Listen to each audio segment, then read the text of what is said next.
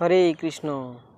তো আমরা বৈষ্ণব ধারায় যে আমরা কপালে তিলক অঙ্কন করি, ওই তিলকটি কি এবং তিলকটি কোথা থেকে কোথা পর্যন্ত অঙ্কন করা হয় এবং তিলকের কোথায় কে অবস্থান করেন সেটা আমরা জেনে নিই।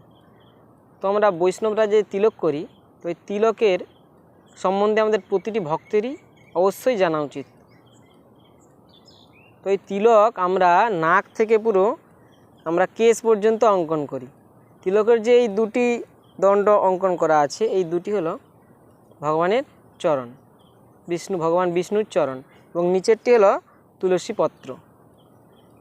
কেননা আপনারা সবাই জানেন যে ভগবানকে যে কিছুই নিবেদন করা হোক না কেন, তুলসী পত্র ছাড়া কিন্তু নিবেদন করা হয় না, ভগবান তা স্বীকার করেন না। তো আমাদের এত বড় শরীরকে ভগবান তুলসী পত্র ছাড়া আরও স্বীকার করে নেবেন বা কী করে, এটা আমরা সকল ভক্তরাই আমরা জানি।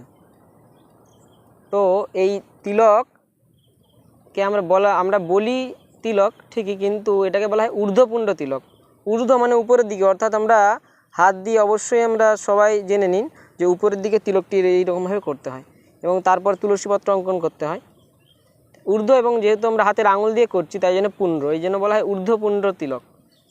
তো মাঝে ভগবান বিষ্ণু অবস্থান করেন এবং বাম পাশে থাকেন ব্রহ্মা এবং ডান পাশে থাকেন সদাশিব অবস্থান করেন।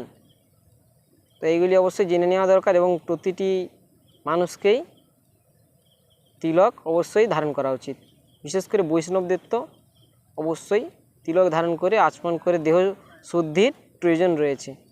তো আপনারা সবাই জেনে নিলেন যে তিলকের কোথায় কে অবস্থান করছে এবং তিলকটা কেন করা উচিত, তিলক কেন ধারণ করবেন। হরে কৃষ্ণ।